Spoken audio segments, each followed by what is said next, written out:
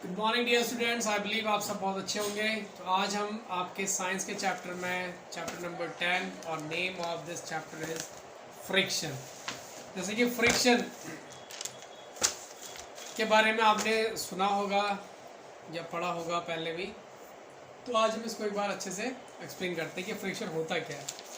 देखो बच्चों, आपने देखा होगा जब हम स्लोप में कभी भी कोई बॉल को मूव करते हैं तो बॉल धीरे धीरे धीरे धीरे धीरे एक जगह जाकर बॉल रुक जाता है। ठीक है, अच्छा बॉल अपने आप रुक गया या क्या हुआ उसके साथ? ऐसे ही मैं आपको एक सिमिलर एग्जांपल देता हूँ। जब हम बाइसिकल चलाते हैं, बाइसिकल में आपने देखा होगा कि जब तक हम पैडल लगा रहे हैं तब तक हमारा साइकिल चल रहा है। जैसे ही हम पैडल को रोक लेते हैं तो थोड़ी देर के बाद हमारा साइकिल भी रुकने को हो जाता है। तो जैसे बॉल का रुकना, हमारी साइकिल का रुकना, ये सब क्या है? ये कोई ना कोई तो चीज़ ऐसा है जो कि हमारे उसको हमें रोक रहा है, जिसकी वजह से कि वो कंटिन्यूटी जो है वो टूट रही है, ब्रोक डाउन हो रही है। ठीक है, तो ये सब चीज़ें क्या है? देखो, ये जो होता है, जैसे आपने चीज़ देखा होगा कभी कभी बचपन में भी हमने कई बार करा भी है, जो जो केला हम खाते हैं, बनाना जो खाते हैं, और बनाना का जो पील है अगर आपने रोड पे फेंका, कोई रोड से जा रहा है और उसका पैर उस पर आ गया तो वो स्लिप हो जाता है। तो ये सब के पीछे क्या रीज़न है? देखो, इन सब के पीछे रीज़न होता है फ्रिक्शन का। यानी कि जो बॉल है, बॉल जब कहीं जैसे मूव कर रही है अपने डायरेक्शन में, तो वो जब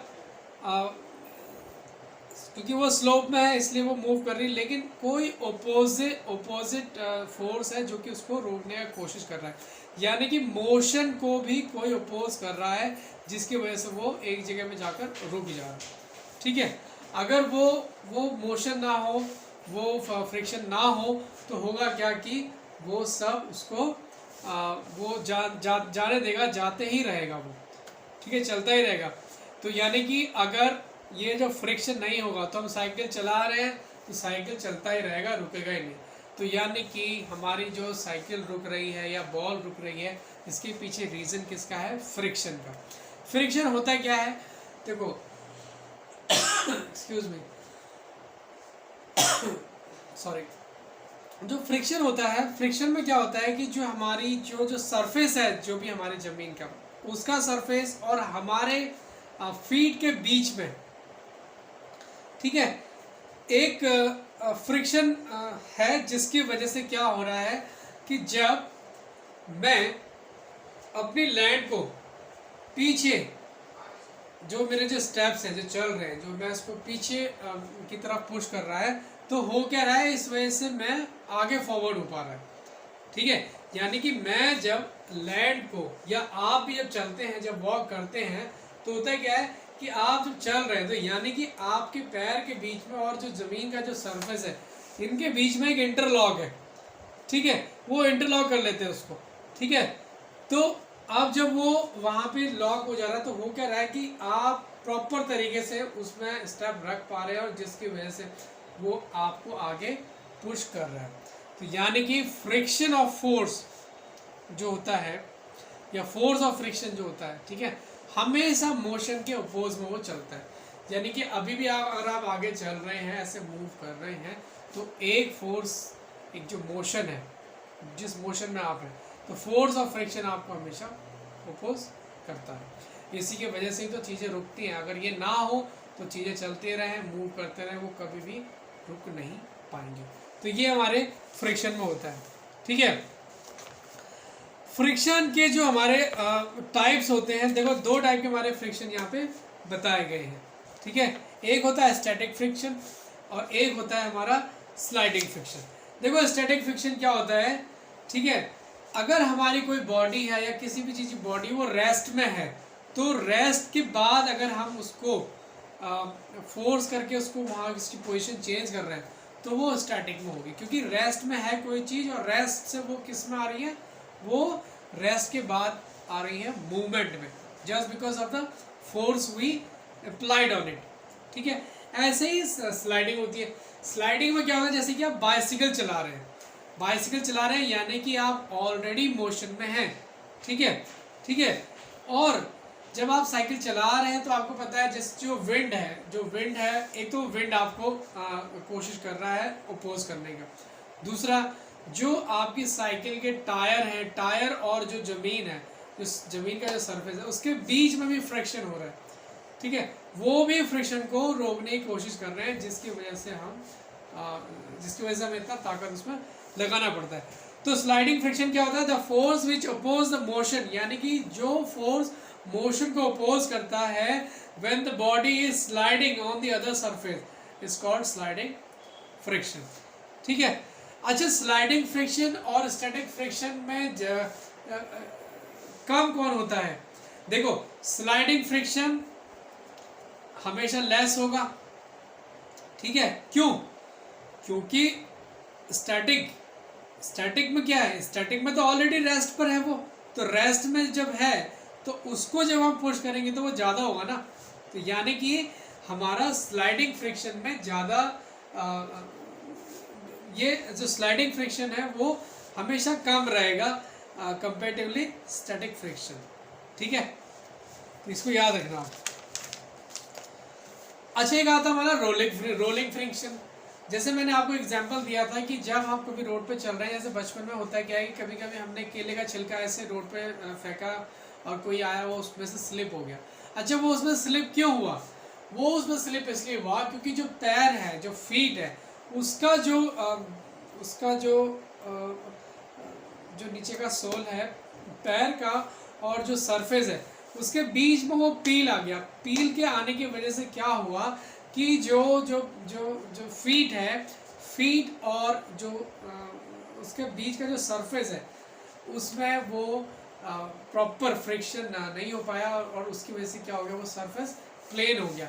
जहाँ पे प्लेन होगा वहाँ पे फ्रिक्शन कम होता है, ठीक है, और जहाँ पे रफनेस ज़्यादा होगा वहाँ फ्रिक्शन ज़्यादा होता है। क्योंकि अगर सरफेस में रफनेस है या टफनेस है तो उससे क्या होगा कि जो इंटरलॉकिंग होता है इनका आपस में, ये अच्छे से जम जाता है। तो इससे क्या होगा कि ये इसको प्रॉपर पुश करेगा। लेकिन अगर इनके बीच में पील आ गया, कुछ होगा, तो क्या होगा, ये सही से उसने इसके बीच में जो कॉम्बाइन है वो हो नहीं पाया, जिसकी वजह से वो रुक जाता है, ठीक है। और केले का अगर जो छिलका है, जो पील है, उसमें क्या होगा, पैर रखेंगे तो वो उसको फिसल जाता है, ठीक है। लेकिन अगर ये प्रॉपर फ्रिक्शन होता तो वो उसको नहीं फिसलने दे सकता। रोलिंग फ्रिक्शन में क्या होता है? रोल, जैसे कि मैंने कोई बोर्ड रखा है, बोर्ड के नीचे 3 पेंसिल्स मैंने रखी हैं और मैं उस बोर्ड को पुश कर रहा हूँ, तो वो होगा क्या, क्योंकि उसके बीच में क्या है, पेंसिल्स हैं, ठीक है। तो पेंसिल्स क्या हो रहा है, रोलिंग फ्रिक्शन, यानी कि फ्रिक्शन तो है उसमें, वो रोलिंग के प्रोसेस में है, ठीक है। तो वो उसको बोलते हैं रोलिंग फ्रिक्शन। अच्छा, फ्रिक्शन जो होता है हमारी डेली लाइफ में यूज होता है भाई, ठीक है। देखो, अगर फ्रिक्शन ना हो तो हम चल नहीं पाएंगे, मूव नहीं कर पाएंगे। जैसे कि हम क्लास में पढ़ाते हैं, क्लास में अगर फ्रिक्शन ना हो तो हम ब्लैक बोर्ड पे कुछ नहीं लिख सकते, आप लोग अपने पेपर में कुछ नहीं लिख सकते अगर फ्रिक्शन ना हो तो यानी कि फ्रिक्शन क्या है हमारा?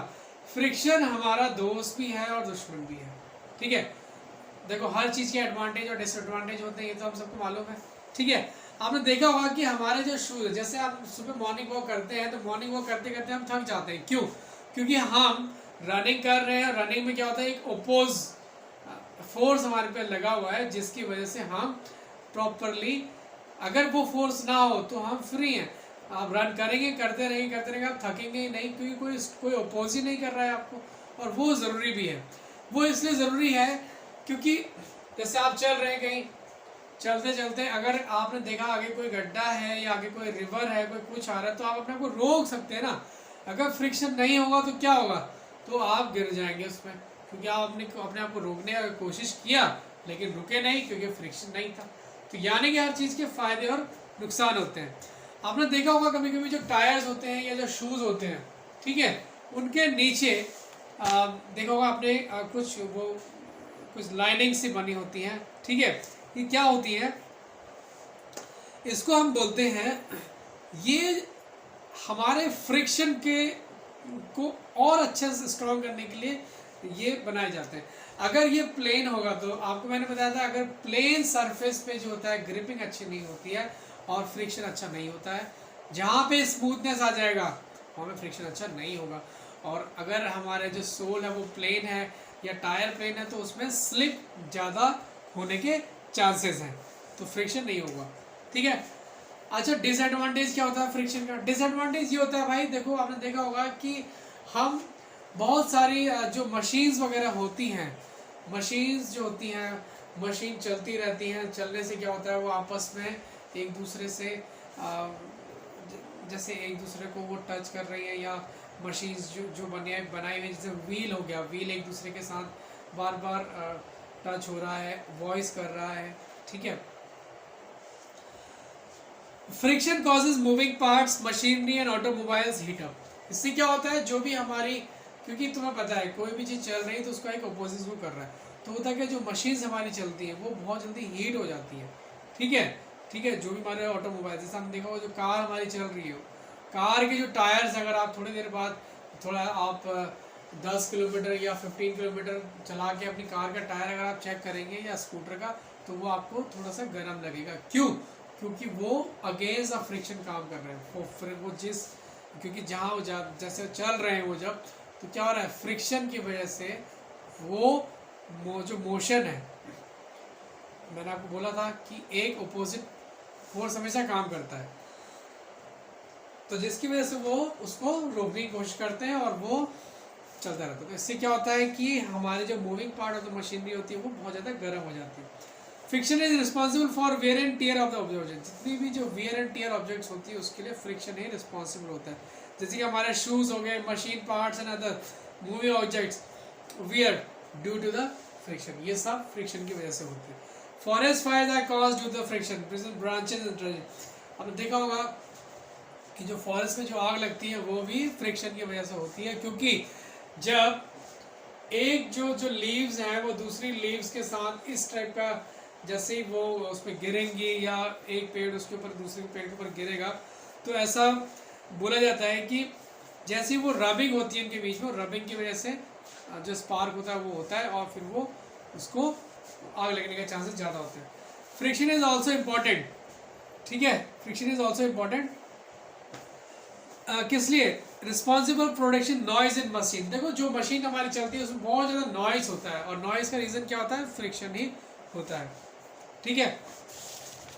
अच्छा, फ्रिक्शन को बढ़ाने के लिए हम क्या कर सकते हैं? जैसे मैंने आपसे बोला था, फ्रिक्शन बढ़ाने के लिए फ्रिक्शन को बढ़ाया भी जा सकता है और घटाया भी जा सकता है। बढ़ाने में क्या फ़ायदे हैं? देखो आपको मैंने बोला जैसे टायर्स होते हैं या हमारे जो शूज़ होते हैं, ठीक है ना, जो ट्रक के टायर हो गए, ठीक है, ये क्या होता है, इनके और इनके बीच में क्या होता है, इनकी और जो सरफेस है उसके बीच में आपने देखा होगा जो टायर्स होते हैं उनमें लाइंस बनी हुई होती हैं, ठीक है ना। तो ये जो ट्रेड्स होते हैं ये हेल्प करते हैं फ्रिक्शन को अच्छे से करने के लिए। अगर इनके बीच में ट्रेड्स होगी तो होगा क्या कि ये कभी भी स्लिप नहीं होंगे और अच्छी सी ग्रिप बना के ये चलते हैं, ठीक है। In the same way it is important to have proper grooves, क्योंकि इनमें जो ग्रूव्स होती हैं, जैसे हमारे शूज़ हो गया, शूज़ में आपने देखा होगा कि ग्रूव्स होती हैं जिनकी वजह से जब हम चलते हैं तो हमारी ग्रिपिंग अच्छी बनी रहती है, हमारा फ्रिक्शन अच्छा रहता है और फ्रिक्शन की वजह से हम अच्छे से रनिंग कर पाते हैं, अच्छे से वॉक कर पाते हैं। अगर ग्रूव्स नहीं होंगी तो हमारे शूज़ में क्या, वो जो सोल है वो प्लेन रहेगा और प्लेन में क्या होता है, फ्रिक्शन बहुत ज़्यादा कम रहता है और कम रहने की वजह से स्लिपिंग के चांस ज़्यादा रहते हैं, स्लिप के चांस, ठीक है। Method of reducing friction. अच्छा भाई, फ्रिक्शन को आप रिड्यूस भी कर सकते हैं क्या? क्या मेथड है उसके? देखो आपने देखा होगा सर्दी के टाइम में कभी कभी क्या होता है, हमारे जो घरों के दरवाजे होते हैं या विंडोज़ होती हैं, इनको हम ओपन या क्लोज करते हैं तो वो आवाज़ करती हैं, ठीक है। तो आवाज़ करती हैं तो इस वजह से क्या होता है, उनकी आवाज़ को कम करने के लिए हम उसमें लुब्रिकेंट का यूज़ करते हैं, ठीक है। जैसे पापा बोलते हैं कि दरवाज़ों में आप ऑयल डाल दो, या फिर जो विंडोज़ हैं आप उसमें विंडोज़ जो जिससे वो कनेक्टेड हैं, ठीक है, उसमें आप उसको ऑयल को अगर पुट करते हैं, ठीक है, तो उसमें क्या होगा, फिर वो आवाज़ कम कर देंगे उसको, ठीक है, बल्कि ना ही कर देंगे उसको, ठीक है। ल्यूब्रिकेंट यूज़ होते हैं। अच्छा, आपने देखा होगा कि कई बार क्या होता है, जैसे जो कैरम बोर्ड हो गया, जब कैरम बोर्ड खेलते हैं आप, कैरम बोर्ड में क्या होता है कि जो एक हमारा जो कैरम बोर्ड जब हम खेलते हैं तो कैरम बोर्ड में जो हमारी जो जो कैरम बोर्ड के जो स्ट्राइकर होते हैं या जो जो गीटियाँ होती हैं उसकी, उसमें खेलने के लिए क्या होता है, हमें चाहिए कि हमारा सरफेस बिल्कुल प्लेन होना चाहिए और बहुत स्लिपी रहे, ताकि हम अगर उसको किसी को हिट करते हैं अपने स्ट्राइकर से तो वो सीधा बाहर निकल जाए, या वो जो होल बने होते हैं उसमें जाए वो। तो अगर सरफेस हमारा अच्छा नहीं होगा, स्मूथ नहीं होगा, तो हमें बड़ा फोर्स लगाना पड़ेगा और वो जाएगा भी नहीं उसमें, ठीक है। तो इसलिए हम यूज़ करते हैं बेकिंग पाउडर, जो कुछ पाउडर होता है, वो पाउडर से क्या होता है सरफेस बहुत बहुत ज़्यादा स्मूथ हो जाता है और फिर हम उसको बहुत अच्छे से खेलते हैं। तो ये कुछ हैं चीज़ें जिससे हम की फ्रिक्शन को रिड्यूस कर सकते हैं। तो आई बिलीव आपको समझ में आया होगा ये सब सारा चैप्टर, और इसको आप अच्छे से समझिए और पढ़िए। इसके जो वर्ड पावर्स हैं और लेटर्स रिकॉल, इसको अपनी नोटबुक में बनाना, कोई दिक्कत होती है आज हमसे पूछ सकते हैं। क्वेश्चनों की और एमसीक्यू की पीडीएफ हम आपके साथ बहुत जल्दी शेयर करेंगे। Thank you student for watching this video. Have a nice day. Bye.